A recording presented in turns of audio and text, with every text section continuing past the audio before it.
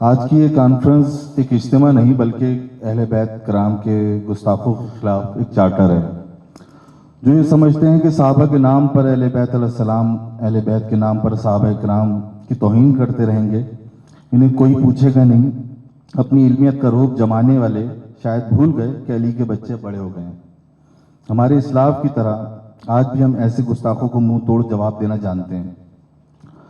ان کی آج اس عظیم الشان کانفرنس کے ذریعے واضح پیغام جائے گا. اہل سنت آج بھی اپنے راسخ العقیدہ پر قائم ہے، وہ عقیدہ جو 1400 سال سے حضور اکرم صلی اللہ علیہ وآلہ وسلم اور دور اہل بیت و صحابہ کرام سے چلا آ رہا ہے.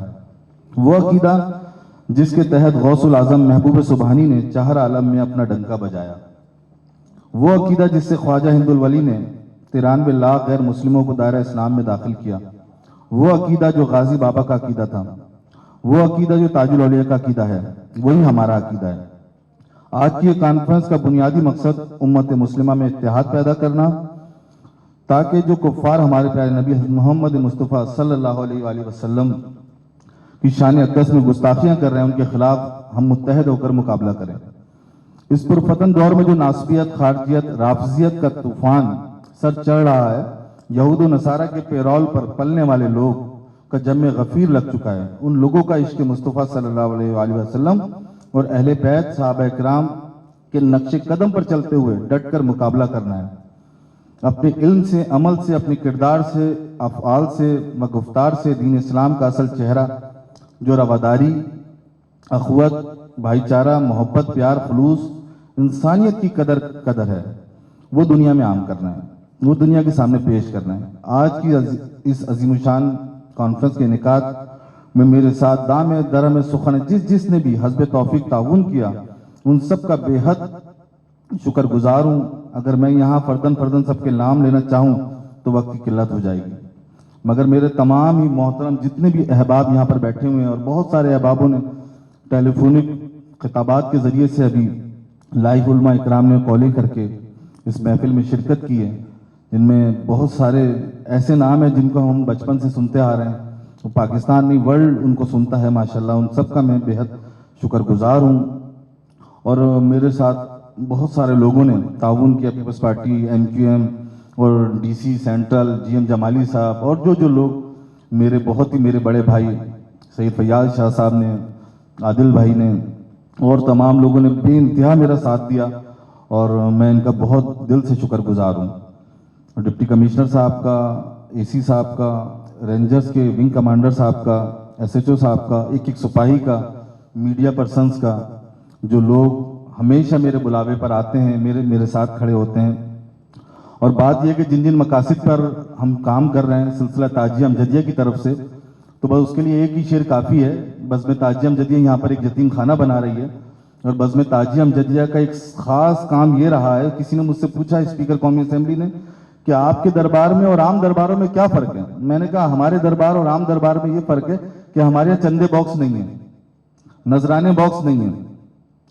تو الحمدللہ ہم جس لائن میں کھڑے ہیں وہ دینے والی لائن ہے، اور اللہ پاک ہمیں ہمیشہ ایسا رکھے اور اپنا محتاج رکھے، کسی کا محتاج نہ رکھے. یہ محبت کی بات ہے. وہ کہتے ہیں کہ بے سبب بھیگتا نہیں کوئی دھوپ میں، یہ محبت ہے جو آتی ہے کئی روپ میں. یہ محبت یہ جو آپ لوگ یہاں پر موجود ہیں مجھ غلام کے ساتھ، جبکہ راستے اتنے دشوار ہیں اس کے باوجود بھی، لیکن بزم تاجیہ امجدیہ نے یہاں پر ایک مدرسے کا قیام عمل میں لا رہی ہے. یہ بنیادیں یہاں پر کھڑی ہو چکی ہیں، روزانہ یہاں پر لنگر ہو رہا ہے. صوفیت کے حوالے سے یہ پہلی کانفرنس ہے ہماری. اتحاد امت کے حوالے سے ہم نے کبھی اس طرح کی کانفرنسز نہیں کی. میرے نانا حضور، میرے ماموں حضور یہ کام کرتے رہے، لیکن مجھ غلام کو یہ سعادت ملی. نظام تراویح کے حوالے سے ہم نے کام کیا قومی اسمبلی میں. بی بی سیدہ کی شان میں جو گستاخی ہوئی اس پہ میرے بہت سارے جو اسمبلیوں میں دوست ہیں، ان لوگوں نے کافی تعاون کیا. ابھی اجمیر شریف جس طرح لوگ جا رہے ہیں، ناگپور شریف کے لیے بھی ہم نے وہ کام کیا ہے. ہم نے جو بے نامی پارکس، چورنگے، اسٹریٹس ہیں، ان کے اوپر ڈسٹرکٹ سینٹرل کے چیئرمین ریحان ہاشمی صاحب سے کاوشیں کر کے ان کو منا کے اس پر راضی کیا، اور وہ راضی ہوئے. ان کی مہربانی، ان کا شکریہ. اور انہوں نے اولیاء اللہ اور محسنین پاکستان کے نام کے اوپر ان چوکوں کو نام کو رکھا، ان پارکوں کو نام کو رکھا. پاک فوج کے ساتھ الحمدللہ پاک فوج کے تمام افسران یہاں آتے رہتے ہیں، اور پاک فوج کے ساتھ ہم کھڑے ہیں، شانہ بشانہ پاکستان کے ساتھ کھڑے ہیں، پاکستان کی سالمیت کے لیے کھڑے ہیں. قومی اسمبلی میں ہم نے ابھی ایک اور بات کی ہے حضور، جو آپ لوگوں کی ہمیں ساتھ چاہیے اس میں، کہ جتنے بھی یہ جن کے پاس شجرے نہیں ہیں اور خلافت نامے نہیں ہیں اور وہ درگاہوں پر قابضین بن کے بیٹھے ہوئے ہیں, قبضہ کر کے بیٹھے ہوئے ہیں, اپنی اجارت داری سمجھ رہے ہیں, ان کے اوپر باقاعدہ قانونی طریقے سے ان کو قانون کے زمرے میں لایا جائے, ان کو رجسٹرڈ کیا جائے. وہ آستانے اور یہ جو تصوف معرفت کو یہ قابضین آ چکے ہیں, ان کی جائیدادوں کا بھی وہ ہونا چاہیے, ویریفیکیشن ہونے کی. اتنی جائیدادیں کہاں سے بنا رہے ہیں یہ لوگ؟ ہم اپنے شہر میں ایسی دکان کھولیں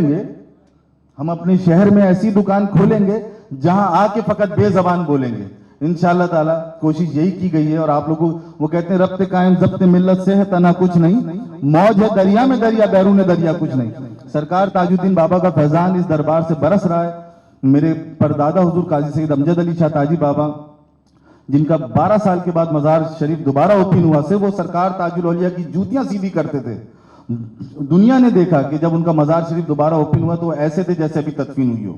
میرے نانا وہ ہستی اس پاکستان میں جو الحمدللہ غلاف کعبہ لے کے جانے والے اس وقت میں شامل تھے جو یہاں سے پاکستان سے پہلی دفعہ غلاف کعبہ گیا. تبرکات عظمیٰ ہمارے گھر میں, لیکن الحمدللہ یہ دربار میں کوئی ایک آدمی بھی یہ نہیں کہہ سکتا الحمدللہ کہ ہم نے ان کو یہ دیا, ہم نے ان کو فلانا کیا, ہم نے ڈھماکہ کیا. الحمدللہ یہاں دیا جاتا ہے, لیا نہیں جاتا. تو الحمدللہ کوشش یہی کی گئی ہے, اور جہاں پر دیا جاتا ہے وہاں سے فیضان بھی بڑھتا ہے. تو میں آپ سب کا ایک دفعہ پھر دل کی عطا گہرائیوں سے شکریہ ادا کرتا ہوں, ایک ایک فرد کا. یہ تمام میرے اتنے محترم لوگ ہیں, اتنے محترم دوست ہیں, سارے جتنے بھی لوگ بیٹھے ہیں, اور جو نہیں آ سکے کسی مجبوری کے تحت انہوں نے اپنے نمائندوں کو بھیج دیا, ان کا بھی بہت بہت شکریہ. بڑی عنایت, جزاک اللہ.